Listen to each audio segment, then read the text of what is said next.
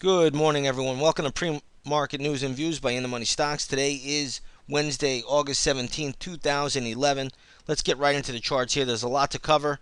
First, we'll start off with the S&P 500 E-mini futures. They are trading higher by about 3 points at the moment. Whenever the futures are trading higher, it usually means the dollar is trading lower, and that is the case today. Futures were much lower overnight. Looks like right around here, I'm going to say 3 o'clock in the morning. Again, futures made a low and they rallied up. Now they're pulling back a little bit. But in any case, they were down much more earlier overnight. And now they're basically down just about 3 points, 3.25 points at the moment to 1195.50. So we're going to watch that there. Take a look at the U.S. dollar index. You can see the U.S. dollar index has sold off sharply.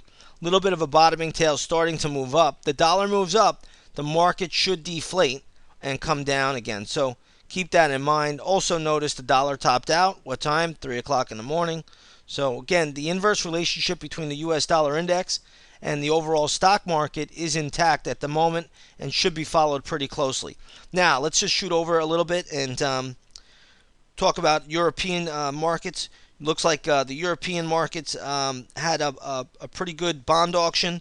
It was involved, did have European Union involvement, so yields did go down on Spanish debt, Greek debt, and also Italian debt. So that is helping the markets overall, but we'll see how long this intervention can last. I don't want to make too much out of it, but again, they're pretty much doing the same thing that the Federal Reserve did here, and you can see how quickly our markets deflated once QE2 is over. So that's what we're looking at this morning. The Asian markets last night held steady. They were okay. Really had the Nikkei down about 0.5%. The Hang Seng was up about 0.4%. The Shanghai was down 0.2%. Australia was up a little bit over 1%. And the Sensex, which is India, was higher by about 0.6%. So decent little move there. They held steady last night. And we'll just have to see how it all plays out. Very important to note this morning with the weaker dollar, you do have USO trading higher and spot crude is trading higher. So good little pop on the USO this morning. Yesterday USO closed at 33.83. Today it's trading at 34.32 a share. Very good little move there. You got spot crude trading up a little over $1, about $1.50 at the moment, which is a pretty decent move, trading above $88 a barrel now. Here's gold. Let's take a quick glance at gold GLD. You're going to see right now trading really basically flat on the day. GLD closed at 173.92. This morning it's trading at 173.81, so coming down a little bit. The same with silver. Silver has had a little bit of a move higher and then pulling back. SLV yesterday closed at 39.03. Today it's trading at 39.09. Now, there are a few stocks that I'm looking at in the news this morning. Let's take a look at them. First, we're going to start with Dell. Dell had news after the bell last night earnings. Stock is getting hit pretty sharply. But if you look at the daily chart, you're going to notice Dell really rallied up pretty sharply for the last week or so. So that was baked into the cake, and today it's coming back down to earth. Still a fair amount of support for Dell around the 1350 level. I don't want to make too much out of Dell anymore. It's not really a market bellwether the way it used to be in the 90s. But nonetheless, stock is selling off a little bit here this morning. Let's take a look at Deere.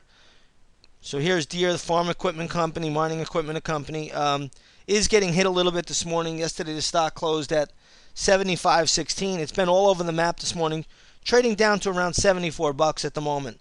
This is a market mover, though. This is an important name, Deere, but trading a little bit lower this morning. Let's take a look at Staples. They also reported earnings. Better than expected. The stock is holding up well. Watch the $16 level for Staples. I just don't think it has really any kind of momentum to get through 16 bucks. Should be very good resistance at that level. Okay, Staples has also been trading higher from 12 bucks. It's right up into 16. I have a resistance line right here. Our members know about this level, and I just don't see it really getting through there. So watch Staples. 16 bucks is max move in my opinion. Okay, so a couple of other things you can watch for as long as the dollar remains weak. Watch stocks like BHP to trade higher. You can see BHP is a little bit higher this morning. Freeport McMoran, that is trading up a little bit this morning. Let's see Cleveland Cliffs. I haven't looked at that one. A little bit. Cleveland Cliffs is up a little bit. But generally on the weaker dollar, the commodity names will trade higher. If the dollar starts to sell off, these stocks can continue to move up. If the U.S. dollar index starts to fall, then these stocks will obviously deflate. Now let's take a quick glance at the dollar.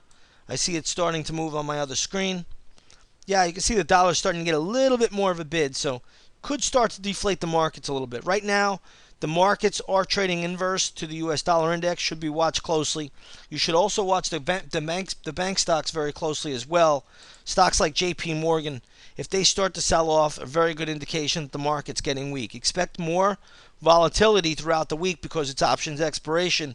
Even though the volume has died down a little bit, it feels like more like a normal week. We're getting a lot of whippy moves in this market. If you just take a look at the S&P futures yesterday, really they were all over the map. Look at this chart here. I mean, it's up, it's down, it's up, it's down, it's up. I mean, this is the kind of volatility you have to expect during options expiration. Even last night, overnight trading, you've seen the same thing. So again, be prepared for the volatility. A lot of institutional game playing. You're going to hear a lot of rumors coming out of different sources. So just be prepared. It's options X. It's a week to get very micro and short term. Okay, everybody. With that said, have a great trading day. Those of you in the chat room, I'll see you on the microphone at 9:30 in the morning. Take care, everybody. Have a great day now.